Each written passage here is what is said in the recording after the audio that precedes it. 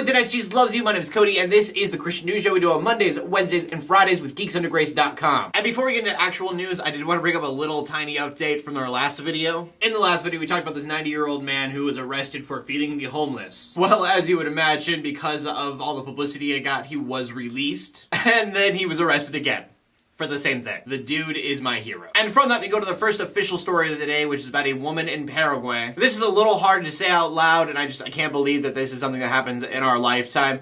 But a woman was accused of being a witch, and she was burned at the stake. And like I said, I didn't think stuff like this actually happened in our day and age, but I guess this happens a few thousand times a year. So it's sad, it's kind of disgusting. I know there's gonna be a lot of people who go, yeah, but in the Bible it says that this is a sin, and it's the Old Testament. If you're not burning people for eating pork, don't burn people at all. Anyways, ever. Don't do that.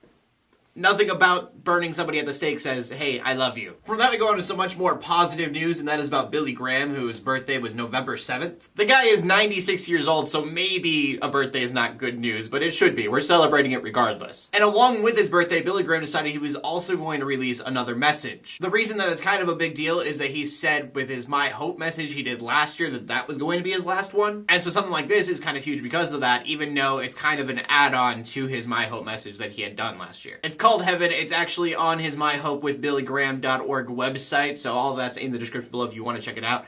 I watched it. I thought it was pretty cool. It's just people's testimonies about how God saved them, so some pretty cool stuff there. I mean, the man is going to go down in the history books, and it's just cool to see him still kicking and still making content that is actually saving lives. And from that, we go to the final story of the day, which is about how people share their faith online and offline. All of this information comes from the Pew Research Center, which says that 46% of adults in the United States saw somebody sharing about their faith on social networks. And that's in the last week. And 20% of adults said in the last week they were part of a spiritual conversation on social media. So those themselves are pretty cool numbers. I mean, that means that almost half of people who were taking this survey actually saw stuff about Christianity or other spiritual stuff on their social networking sites. What's really cool about all of this, though, is that it's not just on the internet. 40% of the people who took the survey also said that in the real world they were also sharing their faith. And this is great because it should be expected that people who are on social networks are probably sharing their faith on there because they don't